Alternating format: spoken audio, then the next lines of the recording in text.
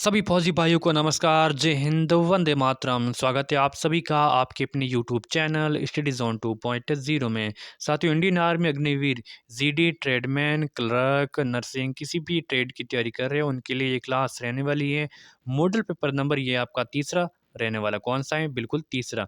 ठीक है, देखिए हमने दो मॉडल पेपर में बात की थी। किसकी बात की थी? दो मॉडल पेपर में आपको जीके एंड जीएस की बात की थी। ठीक है, जीके एंड जीएस के 15 प्रश्न आपके जीके और 15 ही आपके जीएस है। उसी प्रकार के इस मॉडल पेपर में भी यही रहने वाला है।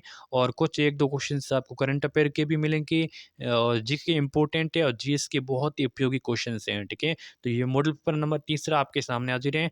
पूरा देखना है, इसको कंप्लीट देखना है, अंत में बताना है कि इसमें से आपका क्या स्कोर रहता है। अगर आप अंत तक हमारा साथ देते हो तो मैं आपको वादा करता हूँ कि आपको एग्जाम से पहले जीके और जीएस में आपको एक भी प्रश्न यहाँ पे गलत नहीं होने देगा। जितना भी होगी आपकी जो भी डिमांड होगी मैं आपके सामने पूरी कोशिश करूँगा और हाज़िर रहूँगा, अपना 100% देने की कोशिश करूँगा। ठीक है? तो चैनल को सब्सक्राइब कर देना आज से ही बस। आपको करना है, आपको क्या करना है, आपको चैनल को सब्सक्राइब करना है, बाकी कुछ नहीं करना। ठीक है? चलिए, चाँद पर पहली बार जाने वाले व्यक्ति कौन थी? चाँद पर पहली बार जाने वाले व्यक्ति तो Michael Collins, Neil Armstrong, Rakesh Sharma या फिर यूरी गागरिन। देखिए, यहाँ पे चाँद पर पहली बार चाँद पर पूछा है। यूरी गागरिन तो अंतरिक्ष में गए थे। कौन? यूरी गागरिन अंतरिक्ष में जाने वाले पहले आदमी थे। कौन थे? Yuri Gagarin. लेकिन यहाँ पे चाँद पर पहली बार जाने वाले व्यक्ति थे यहाँ पे नील आर्मस्ट्रांग। कौन? Neil Armstrong. कब गए थे? 1969 में गए थे। ठीक है, ऑप्शंस यहाँ पे आपका करेक्ट है।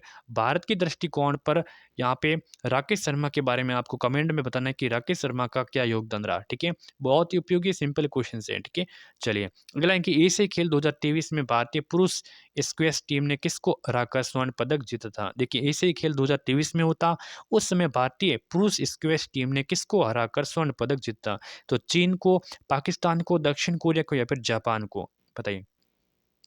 तो किसको पाकिस्तान को हराकर स्वर्ण पदक जीता था? ऑप्शन यहाँ पे आपका बी सही हो जाएगा। अगला प्रश्न है कि झारखंड की राजधानी। देखिए, जितने भी आपकी जो देश हैं उनकी राजधानियां हैं, बिल्कुल जो देश है उनकी राजधानियां। और भारत में जो पूर्व पूर्व में राज्य स्थित है ना, पूर्व में 7 से 8 राज्य, उनकी राजधानी आपको 100% याद कर लेनी है, क्योंकि यहाँ वहाँ से ज़्यादा राजधानियाँ पूछे जाते हैं, क्योंकि वहाँ की जो कन्फ्यूज होने वाली राजधानियाँ हैं इसलिए कन्फ्यूज ज़्यादा होते हैं। तो वहाँ से 100% जो जिसको सेवन सिस्टर बोलते हैं। झारखंड की राजधानी क्या है? रांची है। ठीक है, झारखंड की राजधानी रांची है। ठीक है, ऑप्शन बी। चलिए अगला है कि सोमनाथ मंदिर कहाँ पर है? बताओ। गुजरात में है, हिमाचल प्रदेश में, महाराष्ट्र या फिर झारखंड में? सोमनाथ मंदिर कहाँ पे है? तो गुजरात में। कहाँ पर है? गुजरात में। ठीक है, यहाँ पे ऑप्शन आपका ये हो जाएगा सही उत्तर। अगला सवाल है कि भारत की वित्तीय राजधानी कौन सी? भारत की वित्तीय राजधानी दिल्ली है, कलकत्ता है, मुंबई या फिर बेंगलुरु है? भारत की वित्तीय राजधानी, भारत की राजधानी नहीं पूछा है। अगर आपको भारत की राजधानी पूछते हैं तो आपको दिल्ली करना था, लेकिन यहाँ पे पूछा है वित्तीय राजधानी, तो आपको करना है मुंबई। क्या करना है? मुंबई। सी आंसर आपका यहाँ पे करेक्ट हो जाएगा। कौन सा आंसर हो जाएगा? सी उत्तर आपका करेक्ट। अगला सवाल है कि विश्व का पहला देश जहाँ पर औद्योगिक क्रांति की शुरुआत हुई। विश्व का पहला देश कौन सा है जहाँ पे औद्योगिक क्रांति की शुरुआत हुई? फ्रांस है, अमेरिका है, ब्रिटेन या फिर जर्मनी है? कौन सा है विश्व का पहला देश जहाँ पे औद्योगिक क्रांति की शुरुआत हुई है? तो वो आपका आ जाएगा ब्रिटेन। कौन सा हो जाएगा? ब्रिटेन। सी उत्तर आपका करेक्ट है। अगला सवाल है कि कौन सा शहर जिसका वास्तुकार एडमिन लुटियन है? किस शहर का जो वास्तुकार है वो एडमिन लुटियर है और उसका डिजाइन तैयार किया था? तो दिल्ली का, मद्रास का, कोलकाता का, मुंबई का? बताओ तो किसका, कौन वास्तुकार है? बताओ, बहुत इंपॉर्टेंट है। तो यहाँ पे दिल्ली का वास्तुकार पूछ लेना था आपको। ठीक है, तो आपको बताना है एडमिन लुटियन, क्योंकि दिल्ली का जो डिजाइन तैयार किया था इसके वास्तुकार है Edwin Lutyens. Option A correct. अगला है कि फ्लाई शटल किसके लिए इस्तेमाल करती हैं? बुनने के लिए, साफ करने के लिए, सुखाने के लिए, बुझाने के लिए? फ्लाई शटल किसके लिए इस्तेमाल करते हैं? फ्लाई शटल किसके लिए इस्तेमाल करते हैं? बहुत ही इंपॉर्टेंट क्वेश्चन है। तो फ्लाइट शटल का इस्तेमाल करते हैं तो ये करते हैं किसके लिए? तो बिल्कुल ये बुनने के लिए करते हैं। किसका करते हैं? बुनने के लिए। ऑप्शन आपका ए सही हो जाएगा। अगला सवाल है कि प्राचीन भारत में मगध राज्य की राजधानी बताओ। पाटलिपुत्र है, राजगृह है, वाराणसी या फिर वैशाली? प्राचीन भारत में मगध राज्य की राजधानी राजगृह हो जाएगी। कौन सी हो जाएगी? राजगृह। ऑप्शन यहाँ पे बी बताने वाले सभी साथी करेक्ट। अगला क्वेश्चन है कि लोकमान्य तिलक ने मराठा व केसरी दो समाचार पत्र निकाले जिसमें केसरी किस भाषा में था। देखिए लोकमान्य तिलक तिलक ने मराठा व केसरी दो समाचार पत्र निकाले जिसमें केसरी किस भाषा में था। ठीक है, पूछ ले आपको कि लोकमान्य तिलक के जो समाचार पत्र थे वो कौन कौन से थे, तो एक को आपको याद रखिएगा मराठा, दूसरा था केसरी। केसरी था वो किस भाषा में था, तो केसरी था आपके मराठा भाषा में। किस भाषा में, मराठा भाषा में। ये उत्तर आपका सही हो जाएगा। ठीक है, अगला है कि कर्क रेखा नहीं गुजरती है, तो भारत से, पाकिस्तान से, बांग्लादेश से, म्यांमार से। कर्क रेखा किस देश से होकर नहीं गुजरती है, तो देखिए बाहर से तो गुजरती हैं, 8 राज्यों से होकर गुजरती हैं, बिल्कुल 8 राज्यों से होकर गुजरती हैं। बांग्लादेश से भी गुजरती है, म्यांमार से भी गुजरती है, पाकिस्तान के साथ में नहीं गुजरती है। ठीक है, अगला सवाल, भारत का कौन सा राज्य बिहू को लोक नृत्य के रूप में मानता है। ठीक है, मानता है या फिर मनाता है। ठीक है, भारत का कौन सा राज्य है बिहू को लोक नृत्य के रूप में, मेघालय, मणिपुर, असम या फिर सिक्किम। अगर आपको बहू लानी है ना, बहू या फिर बहू, तो ये असम से लानी है। कहाँ से लानी है, असम से लानी है। क्यों, क्योंकि असम में क्या होते हैं कि वो चाय बहुत बढ़िया बनाती है। क्या बनाती है, वो चाय बहुत बढ़िया बनाती हैं। तो आपको बहू लाना है तो हमेशा असम से लाना है, क्योंकि असम की जो चाय, चाय भी साथ में लेके आती है आपकी असम की, और वो फिर वो चाय बनाती है तो क्या चाय बनाती है, वाह। ठीक है, चलिए तो असम की बिहू, ऑप्शन आपका सी यहाँ पे करेक्ट हो जाएगा। ठीक है, अगला सवाल, अगला है कि भारतीय सैन्य अकादमी IMA भारत के किस राज्य में स्थित है। महाराष्ट्र है, झारखंड है, यूपी या फिर यूके। यूके का मतलब होता है उत्तराखंड। ठीक है, ये शॉर्ट फॉर्म है। ठीक है, भारतीय सैन्य अकादमी IMA भारत के किस राज्य में है, किस राज्य में बताओ भाई, तो यूके हो जाएगा। कहाँ का, ये यूनाइटेड किंगडम वाला नहीं, यूके हमारे वाला, हमारा वाला उत्तराखंड। ऑप्शन आपका यहाँ पे कौन सा हो जाएगा, यहाँ पे आपका डी। ठीक है, चलिए अगला क्वेश्चन, अगला है कि विजयनगर साम्राज्य के अवशेष हम्पी किस राज्य में स्थित है। देखिए विजयनगर साम्राज्य के अवशेष कहाँ पर है, हम्पी। ये किस राज्य में है, महाराष्ट्र, कर्नाटक, MP या फिर आंध्र प्रदेश। ठीक है, महाराष्ट्र को शॉर्ट फॉर्म कहते हैं MH, कर्नाटक को तो के बोलते हैं, मध्य प्रदेश को बोलते हैं MP, आंध्र प्रदेश को बोलते हैं AP यानी कि आंध्र प्रदेश। तो विजयनगर साम्राज्य कहाँ पे, हम्पी, कर्नाटक। ठीक है, कर्नाटक। विजयनगर साम्राज्य की स्थापना किसने की, बताओ भाई, स्थापना किसने की, 1336 ईस्वी में की थी। हम किसने, विजयनगर साम्राज्य की। बुक्का और हरियर दोनों भाई थे, इन्होंने, हरियर और बुक्का ने विजयनगर साम्राज्य की स्थापना की थी 1336 ईस्वी में। क्लियर है, अगला है कि गुवाहाटी किस, यह शहर किस नदी के किनारे बसा हुआ है, बताओ। गुवाहाटी शहर किस नदी के किनारे बसा हुआ, ब्रह्मपुत्र, कृष्णा, गंगा या फिर नर्मदा। बताओ, गुवाहाटी शहर किस नदी के किनारे बसा हुआ है, तो ब्रह्मपुत्र नदी के किनारे बसा हुआ है। कौन सा, ब्रह्मपुत्र नदी के किनारे गुवाहाटी शहर बचा बसा हुआ है। ऑप्शन आपका ए करेक्ट है। अगला है कि निम्न में से प्रतिजैविक हैं, तो ऑक्सीटोसिन है, पेनिसिलिन है, एथिल एल्कोहल है, या फिर इनमें से कोई नहीं।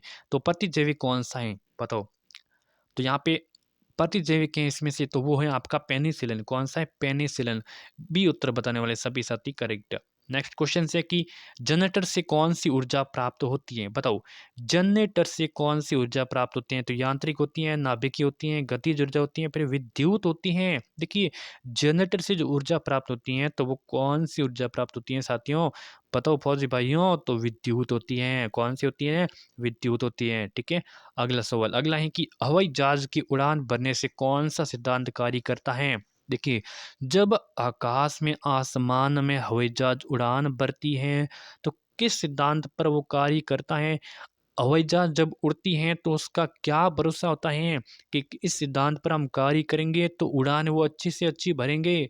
तो भैया पास्कल का नियम, बर्नौली का नियम, संवेग संरक्षण का नियम, ओम का नियम। तो हवाई जहाज ने भरोसा किया है तो किस पर किया है, तो उन्होंने कहा भैया कि हम बर्नौली के सिद्धांत पर कार्य करेंगे। किसके सिद्धांत पर, हमें इस पर ज़्यादा भरोसा है वही। ठीक है, ऑप्शन आपका बी करेक्ट हो जाएगा। अगला है कि NPK फर्टिलाइजर का विस्तृत नाम बताओ भाई। NPK किसका, NPK। एन का मतलब क्या होता है, पी का मतलब क्या होता है, के का मतलब क्या होता है, बताओ भाई क्या आंसर हो जाएगा। तो बिल्कुल यहाँ पे क्या आंसर होना चाहिए, बिल्कुल यहाँ पे आंसर होना चाहिए कि एन का मतलब होता है नाइट्रोजन, पी का मतलब फॉस्फोरस और के का मतलब पोटेशियम। ऑप्शंस ए यहाँ पे लॉक कर दीजिएगा। क्लियर है, अगला विद्युत घंटी किसके सिद्धांत पर काम करती है? बताओ भाई, विद्युत घंटी किसके सिद्धांत पर काम करती है? धारा के चुंबकीय प्रभाव पर, धारा के रासायनिक प्रभाव पर, धारा की तापीय प्रभाव पर, उपरोक्त सभी सिद्धांतों पर काम करती हैं। विद्युत घंटी किसके सिद्धांत पर काम करती हैं? विद्युत घंटी करती हैं धारा के चुंबकीय प्रभाव पर करती हैं, धारा के चुंबकीय प्रभाव पर। ठीक है, चलिए अगला है कि किस तत्व का परमाणु क्रमांक उसकी नाभिक में विद्यमान खाली जगह की संख्या के बराबर होता है। देखिए, किस तत्व का परमाणु क्रमांक उसकी नाभिक में विद्यमान इलेक्ट्रॉन के, न्यूट्रॉन के, प्रोटॉन के तो किस संख्या के बराबर होता है? तो साथियों ये होता है प्रोटॉन के, किसके? प्रोटॉन के बराबर होता है। तो उसकी नाभिक में जो परमाणु क्रमांक उसकी नाभिक में विद्यमान प्रोटॉन की संख्या के बराबर होता है। ठीक है, अगला सवाल है कि दूध से क्रीम का अलग होना किस बल के कारण होता है? बताओ भाई। देखिए, दूध से जो क्रीम को अलग किया जाता है तो किस अलग किया जाता है तो किस बल के कारण था? तो अपकेंद्रीय बल पर, अभिकेंद्रीय बल पर, गुरुत्वाकर्षण बल पर, या फिर इनमें से कोई नहीं। तो दूध से क्रीम का अलग होना, दूध से क्रीम का अलग होना अपकेंद्रीय बल। कौन सा बल होता है? अपकेंद्रीय बल होता है। बोलो यहाँ तक क्लियर है? क्लियर है। अगला सवाल है कि अम्ल वर्षा होने पर किस पर प्रभाव पड़ेगा? अम्ल वर्षा होने पर किस पर प्रभाव पड़ेगा? रक्त पर, त्वचा पर, तंत्रिका तंत्र पर, या फिर हृदय पर? अम्ल वर्षा होने पर किस पर प्रभाव पड़ेगा, पड़ता है, बताओ। तो अम्ल वर्षा होने पर साथियों यहाँ पे त्वचा पर, किस पर? त्वचा पर। बी ऑप्शन आपका करेक्ट हो जाएगा। ठीक है, अगला सवाल है कि निम्न में से कौन सा सबसे कठोर पदार्थ है? फेरो स्टील है, हीरा है, सिलिकॉन डाइऑक्साइड है, टंगस्टन है। निम्न में से कौन सा सबसे कठोर पदार्थ है? इसमें से सबसे कठोर पदार्थ है बिल्कुल हीरा। कौन सा हो जाएगा? हीरा सबसे कठोर पदार्थ है। अगला है कि कोका कोला का खट्टा स्वाद किसकी उपस्थिति के कारण होता है? जब गर्मियाँ आती हैं, गर्मी में आप क्या करते हो कि कोका कोला का ठंडा पीते हो, कोल्ड ड्रिंक पीते हो, तो उस समय उसमें क्या होता है कि खट्टा स्वाद आता है। कभी कभी, कभी कभी क्या पीते हो तब आता ही है, तो खट्टा स्वाद आता है। तो उसकी ये उसमें कोका कोला में ऐसा क्या उपस्थित होता है जिससे उसमें खट्टा स्वाद आता है? तो साथियों आपको याद रखना है कि उसमें होता है फॉस्फोरिक एसिड होता है। कौन सा एसिड होता है? यहाँ पे फॉस्फोरिक नाम का ऑप्शन आपका सी करेक्ट। कौन सी धातु कमरे के ताप पर द्रव अवस्था में पाई जाती है? लोहा, जिंक, पारा, एल्यूमिनियम। कौन सी धातु कमरे के ताप पर द्रव अवस्था में पाई जाती है? चैनल को अभी तक सब्सक्राइब नहीं किया तो देरी किस बात की है? आज से ही चैनल को सब्सक्राइब कर देना। कौन सी धातु कमरे के ताप पर द्रव अवस्था में पाई जाती है? तो कौन सी पाई जाती है? तो यहाँ पे पारा पाई जाती है। कौन सी? पारा। सी ऑप्शन आपका करेक्ट। अगला है कि मानव नेत्र में किसी वस्तु का प्रतिबिंब किस पर बनता है? मानव नेत्र में किसी वस्तु पर जो प्रतिबिंब बनता है वो किस पर बनता है? तो कॉर्निया पर, रेटिना पर, पुतली पर, आइरिस पर बनता है। मानव नेत्र में किसी वस्तु का प्रतिबिंब अगर वो बनता है तो किस पर बनता है? तो साथियों रेटिना पर बनता है। किस पर बनता है? रेटिना पर। अगर बात करें कि कॉर्निया, साथियों कॉर्निया होता है जब हम आंख का दान करते हैं। हम नहीं करते हैं, आप करते होंगे। ठीक है, आंख का क्या करते हो? दान करते हो। तो उस समय पूरी आंख का दान नहीं किया जाता है बल्कि कॉर्निया का दान किया जाता है। तो आप जब भी आंख का अपना दान करोगे ना, आंख को, तो पूरी आंख दान मत कर देना। ठीक है, उसका जो कॉर्निया वाला भाग होता है ना वही दान में दी जाती है। ठीक है, चलिए अगला है कि दूध में जीवाणु क्रिया है तो क्षारीय होती हैं, तटस्थ होती हैं, अम्लीय होती हैं, या फिर नमकीन होती हैं? दूध में जीवाणु क्रिया होती हैं तो दूध में जो जीवाणु की क्रिया होती है साथियों वो अम्लीय होती हैं। किस प्रकार होती हैं? अम्लीय होती हैं। ठीक है, सी आंसर यहाँ पे बताने वाले सभी साथी करेक्ट। अगला है कि मूत्र का पीला रंग किस वर्ण की उपस्थिति के कारण होता है? बताओ बताइए साथियों। देखिए जो कि मूत्र का जो पीला रंग होता है ना ये किस वर्ण की उपस्थिति के कारण होता है?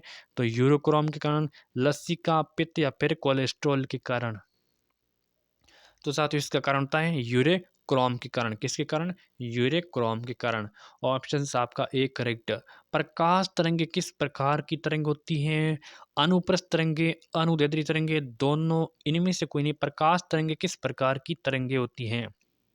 तो ये होती है अनुप्रस्थ तरंगे। किस प्रकार? अनुप्रस्थ तरंगे होती हैं। ऑप्शंस आपका ए बताने वाले सभी साथी करेक्ट हो जाएँगे। तो चलिए आज के सेशन में 30 क्वेश्चंस कैसी लगी क्लास? इसको ज़्यादा हो सके, जितना हो सके शेयर करें, जितना हो सके सब्सक्राइब करें, जितना हो सके लाइक करें, हैंग सब कुछ कर देना। ठीक है? धन्यवाद।